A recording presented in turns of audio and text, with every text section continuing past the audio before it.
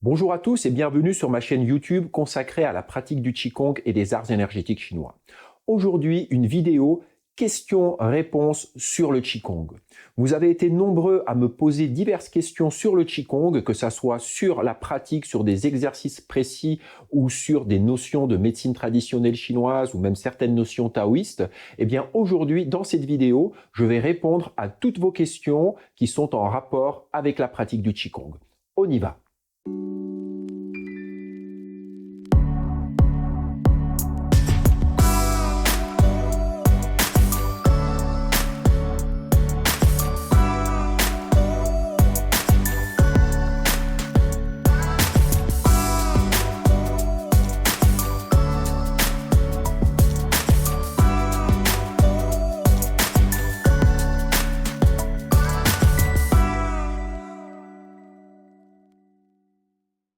Aujourd'hui, je vous propose donc de répondre à toutes vos questions autour du Qigong. Vous pouvez naviguer d'une question à l'autre en passant sur la timeline ou en regardant dans le sommaire qui se trouve en description sous la vidéo. Avant de commencer, je vous invite à vous abonner à la chaîne pour soutenir un peu mon travail et me donner un peu de visibilité ici sur YouTube. Il suffit de cliquer sur le petit bouton d'abonnement, d'activer la cloche de notification et c'est fait, rien de plus simple, voilà. Bien sûr, si vous avez d'autres questions qui vous viennent pendant cette séance questions-réponses, n'hésitez pas à nouveau à les poser en commentaire sous la vidéo. Alors, je ne vais pas répondre à toutes les questions aujourd'hui parce qu'il y a eu beaucoup de questions et le but, c'est pas de faire une vidéo de 2 heures. Donc, je vais répondre, on va dire, je vais faire une petite vidéo de 10-15 minutes et puis je ferai d'autres vidéos où je répondrai à d'autres questions. Donc ça, c'est question-réponse numéro 1 aujourd'hui, ok? Donc, la première question de Sandrine. Combien de temps, selon vous, faut-il consacrer chaque jour à la pratique du Qigong pour arriver à avoir une bonne circulation de l'énergie dans notre corps? Et du coup, au bout de combien de temps, mois, années, commence-t-on à sentir les premiers résultats dans notre corps? Alors, à mon sens, combien de temps consacrer chaque jour? Eh bien, déjà, cette histoire de circulation d'énergie, de circulation de Qi, puisque le Qigong, c'est le travail sur le Qi, le souffle interne, ce qu'on traduit évidemment souvent, nous, par énergie. Donc, sur cette histoire de circulation de Qi, circulation d'énergie, dans tous les cas, votre Qi, votre énergie circule. C'est la base de la médecine chinoise. C'est comme le sang qui circule dans les veines. Eh bien, si le Qi ne circule plus dans les méridiens, eh bien, c'est que le chêne, l'esprit, a quitté son enveloppe charnelle et que vous êtes passé à autre chose. Voilà. Donc, tant qu'il y a de la vie, il y a de la circulation. Après, évidemment, je comprends très bien votre question. Et pour aller un tout petit peu plus loin, oui, si on veut réguler justement cette circulation, on va dire l'harmoniser, eh bien, il suffit déjà de pratiquer au quotidien de manière simple. Je dirais, il n'y a pas vraiment de temps minimal ou maximal qu'il faille pratiquer pour justement travailler sur cette circulation du Qi. L'essentiel pour moi est de pratiquer. Okay. Et ensuite, je pourrais vous donner une réponse toute taoïste qui s'appliquera aussi à la deuxième partie de la question. Eh bien, la réponse c'est le temps nécessaire. Et le temps nécessaire, comment vous pouvez le déterminer? Eh bien, simplement en travaillant justement sur votre capacité d'écoute dans la pratique, de perception et de présence. Et pour cela, je vous invite à travailler des postures méditatives, comme par exemple ce qu'on appelle la posture de l'arbre, Chang Chuang, ou sinon la posture initiale qu'on retrouve au début de quasiment tous mes Qigong. Eh bien, au travers de ces postures un peu méditatives, on va justement développer cette capacité d'écoute, ce que les Chinois appellent appelle Ting, c'est-à-dire écouter. Mais écouter, c'est pas l'écoute auditive, c'est l'écoute de tout le corps, l'écoute de l'esprit, l'écoute du cœur, qui permet justement d'être à l'écoute de toutes les variations qu'il peut y avoir autour de nous et en nous. Et à ce moment-là, on pratique et quand on est bien à l'écoute, on trouve le moment juste de pratique. La pratique, ce n'est pas un challenge. Il n'y a pas il faut pratiquer tant de minutes ou d'heures pour arriver à tel résultat. Non, c'est un chemin. Et c'est ce chemin-là qui va vous permettre d'épanouir les choses. Donc déjà, si Sandrine, tu peux mettre en place une pratique régulière, alors dans l'idéal quotidienne, et quand je dis quotidienne, ça peut être 5 minutes. Moi, je privilégie, j'allais dire 5 minutes par jour plutôt que 2 heures, 2 fois par semaine. À mon sens, il est plus intéressant d'avoir cette régularité quotidienne de 5-10 minutes, ou le temps qu'on a, hein, c'est-à-dire on a un emploi du temps tous qui peut varier, on a des aléas qui peuvent arriver dans notre vie, au quotidien, eh bien, pratiquez le temps que vous pouvez y consacrer. Bien sûr, la régularité, c'est mieux. C'est pareil, le moment où on pratique, c'est mieux de pratiquer à un moment régulier, mais là, pareil, faut pas se bloquer et se fermer avec ça. C'est-à-dire, l'essentiel, c'est de pratiquer. Quelle que soit la durée, quel que soit le moment de la journée. On essaye d'avoir la plus grande régularité possible. Si ce n'est pas quotidien, on essaye quand même d'avoir des séances régulières dans la semaine. Et donc, combien de temps commence-t-on à sentir les premiers résultats dans notre corps? Là aussi, j'allais dire, c'est tout relatif à chacun déjà. Hein.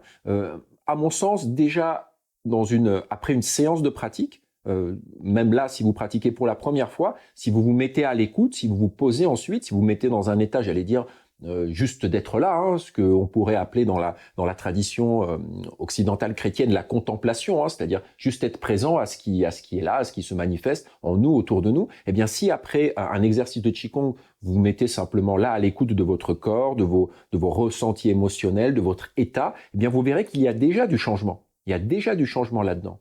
Après, peut-être dans cette question, il peut y avoir des orientations plus spécifiques par rapport, j'allais dire, à des choses que nous avons dans notre vie et qu'on aimerait changer, à des petits troubles qu'on peut avoir dans notre corps et qu'on aimerait résoudre. Et là, tout dépend de chacun, j'allais dire. Là, c'est vraiment très très particulier. Je peux pas y répondre d'une manière générale. Mais à mon sens, dès la première séance, si vous vous mettez à l'écoute, vous verrez déjà que vous n'êtes pas pareil après que avant. Voilà, tout simplement. La question suivante est une question de Stéphanie. Et donc, elle me dit, question simple, le Qigong peut-il être pratiqué à tout âge? Alors oui, là ça va être rapide, le Qigong peut être pratiqué à tout âge. La plus grande difficulté, j'allais dire, c'est pour les jeunes enfants. Pratiquer le Qigong avec des enfants très jeunes, ça va être un peu plus compliqué parce que c'est un peu comme une pratique, c'est une pratique méditative le Qigong aussi. Donc ça demande vraiment de se poser, ça demande vraiment de développer les coudes. Donc par exemple, si on pratique avec des enfants très jeunes, à ce moment-là, on prendra des Qigong plus ludiques, comme par exemple le Qigong des animaux. On les adaptera, on va dire, à eux, hein, à leur dynamique, à leur énergie, à leur capacité de concentration qui est tout petite à cet âge-là. Et on en fera quelque chose de léger, quoi. Hein, c'est-à-dire on sera moins formel, moins dans la lenteur, ou alors une lenteur mesurée sur des petits temps. On peut même amener des jeunes enfants dans l'immobilité, hein, sur l'immobilité relative évidemment, sur quelques secondes des fois, c'est déjà énorme. J'allais dire, donc voilà, donc on peut pratiquer à tout âge. Il n'y a pas d'âge pour pratiquer. À mon sens, la pratique du Qigong se prête plus à un public qui est un peu plus j'allais dire, enfin pas des petits enfants quoi, voilà. Hein. Mais cela dit, par exemple, moi sur le site, j'ai une vidéo avec mon fils. Quand il a fait cette vidéo, je crois qu'il avait 12 ans. Voilà, donc je vais vous mettre un lien ici en haut à droite. C'est un Qigong pour les enfants, voilà, que je lui ai fait faire autour justement du tigre. Donc vous pouvez aller voir. Mais dans tous les cas, on peut pratiquer à tout âge. Hein. Et puis j'allais dire, plus on avance en âge, plus ça s'y prête, parce que finalement, moins on est agité, plus on est à l'écoute de ce qui se passe autour. Donc voilà. Une autre question de Marie. Je pratique le Qigong depuis 15 semaines chaque jour. Bravo Marie. Hein. Déjà là, la régularité, 15 semaines chaque jour. Je trouve ça fabuleux. Franchement, le Qigong, quand on peut mettre en place une régularité comme ça, c'est là le secret du Qigong. Hein. Voilà. Je remarque que lorsque je pratique en faisant la respiration inversée, j'ai froid alors que rien de tel ne se passe en respiration normale. Quel est ce phénomène? Alors là, je vais vraiment vous donner mon avis personnel. À mon sens, moi, je déconseille de pratiquer la respiration inversée. Pourquoi? Parce que la respiration inversée, à mon sens, c'est une pratique très avancée et qui demande vraiment d'être guidé dans la pratique, qui demande déjà que le corps soit ouvert et que les choses déjà soient suffisamment en équilibre et circulent suffisamment de manière fluide à l'intérieur. C'est-à-dire qu'on ait déjà régulé l'eau et le feu. Voilà. Et je pense que la respiration inversée, c'est une respiration qui va avoir tendance à faire monter le chi. J'allais dire à l'agiter un peu, si vous voulez. Et c'est là où c'est quelque chose qui n'est pas anodin. Hein. Le chi, déjà, de par sa nature, il a tendance à monter et il est en mouvement. Le chi, c'est du mouvement. Et donc, évidemment, avec la respiration inversée, on va exacerber ça. Dans certaines pratiques spécifiques, justement, on fait ça exprès pour ensuite, j'allais dire, donner une certaine direction à cette agitation, à ce mouvement. Ou alors, si on fait monter ce chi, c'est pour une raison bien précise, mais c'est vraiment pas des pratiques anodines. Donc, si vous posez la question, c'est que, à mon sens, vous n'avez pas suffisamment d'expérience pour ce type de pratique. Alors, je conseille de le faire vraiment accompagné d'un professeur expérimenté, de ne pas le faire tout seul, la respiration inversée. Ça, c'est vraiment mon conseil que je peux vous donner. Je sais qu'il y a certains bouquins qui proposent la respiration inversée. À mon sens, moi, tous mes élèves, voilà, je n'emmène que les élèves qui ont déjà de la bouteille là-dedans, et c'est vraiment pas quelque chose que j'aborderai comme ça tout seul. Donc, j'ai froid, vous avez froid après la respiration inversée. Je peux pas répondre à cette question. La seule réponse que je pourrais vous donner, c'est que c'est une pratique que je ne déconseille qu'à des pratiquants expérimentés ou alors à des pratiquants, j'allais dire, intermédiaires, mais accompagnés par un professeur expérimenté, très expérimenté. Voilà. Et vous mettez désolé pour cette question un peu idiote, ce n'est pas une question idiote du tout, il n'y a pas de question idiote, je suis content que vous m'ayez posé cette question. N'hésitez pas à échanger avec moi si vous voulez qu'on approfondisse autour de ça. Voilà. Question suivante de Jérôme, voilà, GRM. Quelles sont selon toi l'origine du Qigong tel qu'il est enseigné aujourd'hui et quel serait le lien évolution du Tao Yin au Qigong? Ah oui, Germain, excuse-moi, c'est Germain à la fin, t'as signé, excuse-moi Germain. Merci par avance. Eh bien, Germain, c'est une question très très vaste qui va être difficile là de répondre vraiment juste sur la vidéo, mais à ce moment-là, je te renvoie sur un article que j'ai écrit autour de l'histoire et l'origine du Qigong. Je mets le lien en dessous de la vidéo en description vers 2 de mes articles même sur l'origine et l'histoire du Qigong, et ça répondra, je pense, en partie, enfin j'espère, en partie à ta question. Parce que là, l'origine du Qigong en quelques mots, je pense qu'on pourrait faire une vidéo complète sur ta question. Donc, je t'invite à aller voir cet article. Voilà. Alors, une question de Ronnie sur les 6 sons. Certaines références semblent considérer qu'il serait bon de s'orienter dans la direction correspondante à l'élément associé à la fonction. Exemple, le bois qui est associé à la fonction foi ou la fonction foi qui est associée au bois, on s'orienterait à l'est. Ma question, est-ce que l'orientation change quelque chose sur la qualité du chi? Alors, là pareil, très personnel, toutes ces réponses, à mon sens, l'essentiel est dans la pratique. Ne vous encombrez pas avec tout un tas d'aspects. C'est le mental à nouveau. On a à nouveau besoin souvent de techniques. On a besoin de théorie.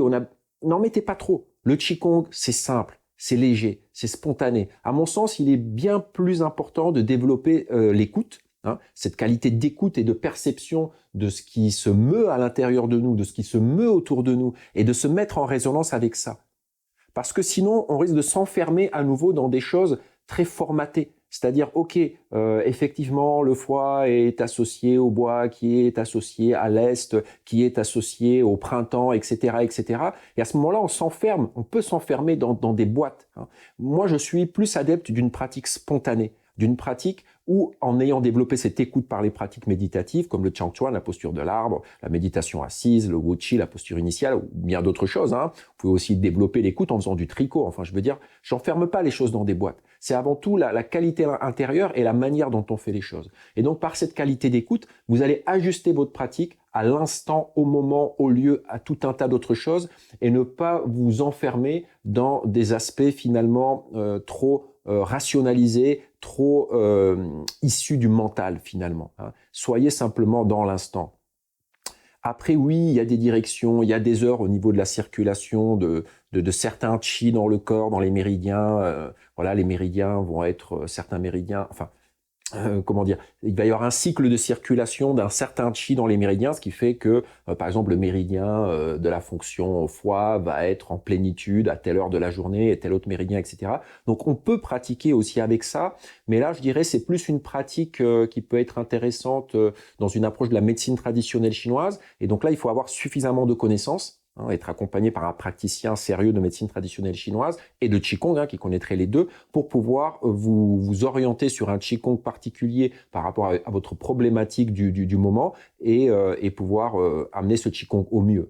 Après, dans un aspect, j'allais dire, plus intérieur, hein, dans des cheminements taoïstes un peu plus spirituels, oui, on peut aussi pratiquer à certains moments de la journée, etc. Mais c'est des choses très, très, très spécifiques et à mon avis, qui s'inscrivent dans un cadre vraiment particulier. Hein. C'est-à-dire qu'on est, je sais pas, un moine taoïste, voilà, il vit dans une habitude de vie et dans un cadre très très spécifique, quoi. Je pense que quand on est un pratiquant comme ça, vous encombrez pas. Pratiquer, c'est déjà super. Développer l'écoute.